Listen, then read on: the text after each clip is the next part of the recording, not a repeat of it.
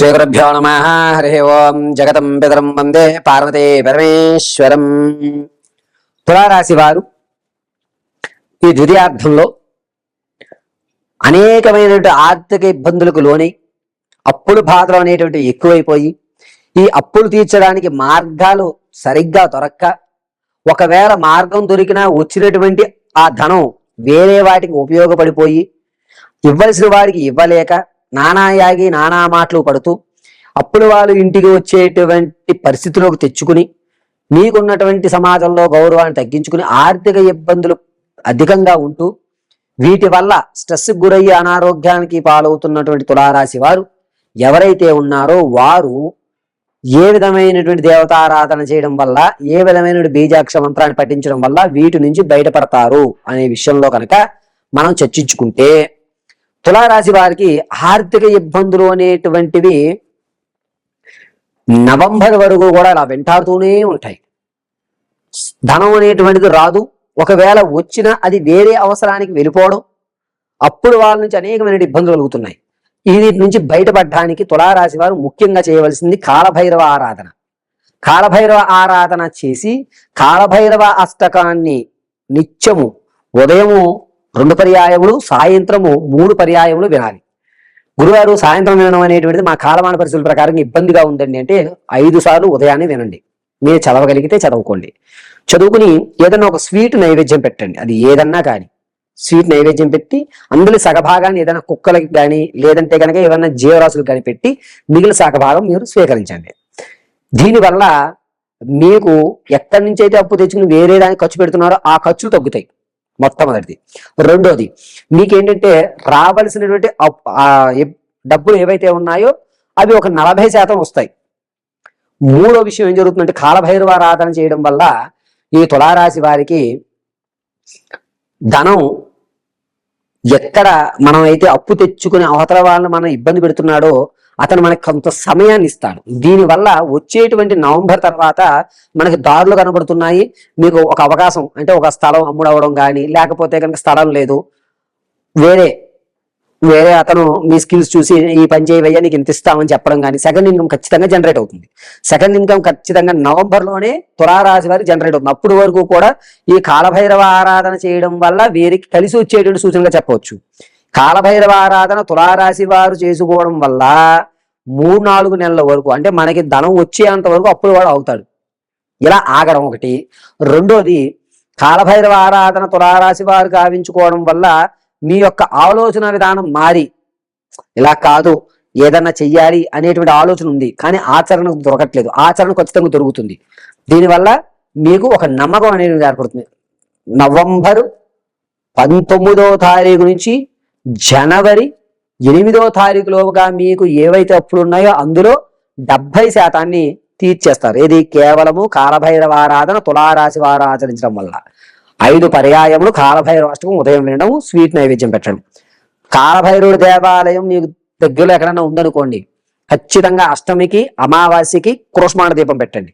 గురుగారు క్రోష్మాణ దీపం అంటే అంత ఖర్చు మనం పెట్టుకోలేము గురుగారు అనుకుంటే కనుక మట్టి ప్రమిదిలో వేప నూనె, నువ్వుల నూనె, ఆముదము ఈ 3 నూనెలు కలిపి ఏకం చేసి ఒక మట్టి ప్రమిద పెట్టి అందులో ఎర్రటి ఒత్తుతో వెలిగించండి. 2 దీపారాధనలు చేయండి. ఖచ్చితంగా 11 అష్టములు కానీ లేదా కంటిన్యూగా 11 రోజులు కానీ మీ వెసులుబాటు కాలభైరవునికి పెట్టండి. వీలుంటే నల్లటి తాడు, ఎవరన్నా కాశీ వెళ్తే కాలభైరవుడి దేవాలయం దగ్గర నుంచి ఒక నల్లటి తాడు తెప్పించి కట్టుకోండి. అద్భుతంగా మీ యొక్క జాతకంలో కొన్ని మార్పులు అయితే మాత్రం ఆగస్టు 5వ తారీఖు తర్వాత నుంచి ఏర్పరుస్తాడు. అంటే ఒక నమ్మకాన్ని ఏర్పరుస్తారు. లేదు గుడికి వెళ్ళేటువంటి పరిస్థితి లేదు, దీపారాధన చేసేటువంటి పరిస్థితి లేదు గురుగారు, మా పరిస్థితి ఏమిటి? కాలభైరవుని యొక్క ఫోటో ఒకటి తీసుకోండి. అందులో మీ ఇంట్లో ఉన్నటువంటి దేవతామూర్తి పక్క భాగంలో ఆ కాలభైరవుడి ఫోటో పెట్టి తెల్ల జిల్లేడు పుష్పాలు స్వామివారి పాదాల దగ్గర పెట్టుకుని చక్కగా ఏదన్నా ఉంటే పంచదారైనా నైవేద్యం పెట్టండి, లేదా బెల్లం నైవేద్యం పెట్టి సగం జీవులకి వేసాడు అంటే ఏదైనా కుక్కలకు కానీ, లేదంటే కనుక ఏదైనా చుట్టుముదట్లో వేశారంటే చీమలు తింటాయి. మిగిలిన సగభాగం మీరు స్వీకరించడం. కాలభైరవ అష్టకం హెడ్సెట్ పెట్టుకుని పూర్తిగా 5 పర్యాయాలు వినండి. గురువారం మరి మేము ఆఫీసులకు వెళ్ళే హడావుడి ఉంటుంది, పని చేసుకుంటూ వినొచ్చా?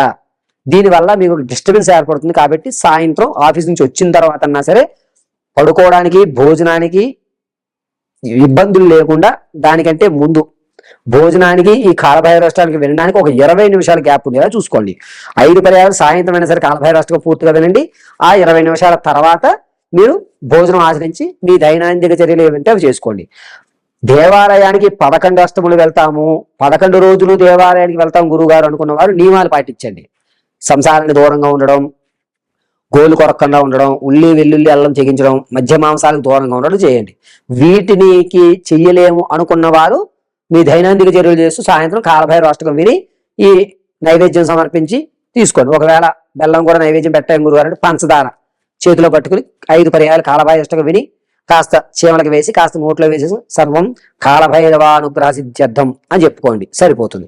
ఇక తులారాశి వారు ఈ ఆర్థిక ఇబ్బందుల వల్ల, స్ట్రెస్ వల్ల, అనారోగ్యాలకు ఎవరైతే గురవుతున్నారో వారు ప్రతిరోజు కూడా సుదర్శన మూల మంత్రాన్ని వినండి. లేదా తెల్లవారుజామున సుప్రభాతం పూర్తిగా విని సర్వం గోవింద పాదార్పితం సర్వం శ్రీమన్నారాయణ రక్షమాం అనుకుని మీ దైనందిక చర్యలు ప్రారంభం చేయండి. ఈ అనారోగ్య సమస్యలతో బాధపడుతున్న వారు సుదర్శన మంత్రాన్ని వినడం కానీ, సుదర్శన హోమం చేయించుకోవడం కానీ కలిసి వస్తుంది. హోమం వరకు ధనాన్ని ఖర్చు పెట్టుకోలేని వారు సుదర్శన మూల మంత్రాన్ని 54 సార్లు, ఇంకా బెస్ట్ అంటే 108 సార్లు చదువుకుని ఒక గ్లాసు నీళ్లు స్వీకరించి మీ దైనందిక చర్యలు చేయండి. శనివారం చేయగలిగితే చక్కెర పొంగల్ నైవేద్యం చేసి స్వామివారి సమర్పించి మీరు తీసుకోండి. దీనివల్ల చక్కెర పొంగల్లో ఉపయోగించేటువంటి పచ్చకర్పూరం ఈ చక్కెర పొంగల్లో ఉపయోగించడం వల్ల మీకు అది కాస్త కలిసి వచ్చి ఆరోగ్యం అనేది స్థిరత్వం ఏర్పడుతుంది. అయితే తులారాశి వారు నిత్యము కూడా కుదిరితే కాలభైరవ ఆరాధన చేయండి. ఆరోగ్య సమస్యలో ఉన్న వాళ్ళు సుదర్శన మూలమంత్రాన్ని పఠించుకోండి. ఇక ఈ అప్పుడు బాధలు అనేటువంటి పూర్తిగా ఎప్పుడు తొలుగుతాయి? నవంబర్ నుంచే తొలుగుతాయి.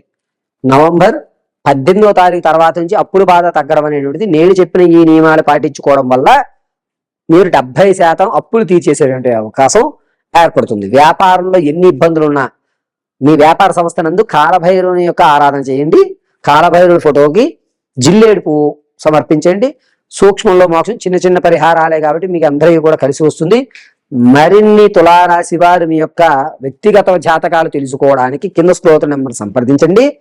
మీ పూర్తి జాతకంలో ఆర్థిక ఇబ్బందుల నుంచి బయటపడడం, కోర్టు వ్యవస్థ నుంచి బయటపడడం, అదేవిధంగా భార్యాభర్తల మధ్య ఇబ్బందుల నుంచి బయటపడడం, మీ సమస్య ఏదైనా సరే ఖచ్చితమైన తగు పరిష్కారం నన్ను సంప్రదించడం వల్ల చెప్పడం జరుగుతుంది. సర్వం పరమేశ్వర అర్పితం. ఈ శివలింగాన్ని ఏం చేయాలి?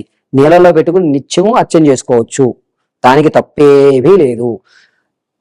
శివునికి చెరుకు రసంతో 21 రోజు కాదు, ఏ రోజు సమస్యగా ఉన్నా నిత్యము చేయగలిగితే అద్భుతం.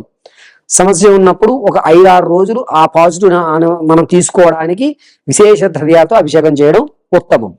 ప్రస్తుతం ఆర్థిక ఇబ్బంది నుంచి బయటపడటానికే మీనరాశి వారికి మనం చెప్తున్నాం కాబట్టి చెరుకు రసంతో మాత్రమే అభిషేకం చేసుకుని ఆ చెరుకు రసం సగభాగాన్ని జీవులకి సగభాగం మీరు స్వీకరించే విధంగా చూసుకోండి. ఇందులో మీనరాశి వారు చాలా జాగ్రత్తగా ఆర్థిక విషయంలో ఆగస్టు 20వ తారీఖు నుంచి సెప్టెంబర్ 14 వరకు చాలా జాగ్రత్తగా ఉండండి. తప్పుడు ఆలోచనతోటి, తప్పుడు వ్యవస్థతోటి మిమ్మల్ని తప్పుదారి పట్టించి మీ దగ్గర ఉన్న ధనాన్ని మోసం చేసేటువంటి వారు ఏర్పడుతున్నారు. కాబట్టి ఈశ్వరారాధన చేయడం వల్ల మీకు లభించేటువంటి ఈ నెగిటివ్ ఎనర్జీ, మీకు తప్పు ఆలోచన ఇచ్చేటువంటి వారు దూరం అయ్యేటువంటి అవకాశం ఏర్పడుతుంది. ఏది జరిగినా మీనరాశి వారికి సర్వం పరమేశ్వర అనుగ్రహంతో జరుగుతుందని చెప్పి నమ్మండి. ఇంకా మరిన్ని వ్యక్తిగతమైనటువంటి జాతకం తెలుసుకోవడానికి మీనరాశి వారు కింద స్క్రోల్ నెంబర్ని సంప్రదించుకుని మీ వృత్తి, వ్యాపార, నిత్య జీవితంలో జరిగేటువంటి అవకతవకలు, సంసారంలో ఉన్నటువంటి గొడవలు, ఆర్థికంగా స్థిరత్వం ఎప్పుడు పొందుతారు, ఉద్యోగ ప్రాప్తి ఎప్పుడు లభిస్తుంది అనేటువంటి పూర్తి విషయాలు మీరు తెలుసుకోవడం అనేటువంటిది జరుగుతూ ఉంటుంది.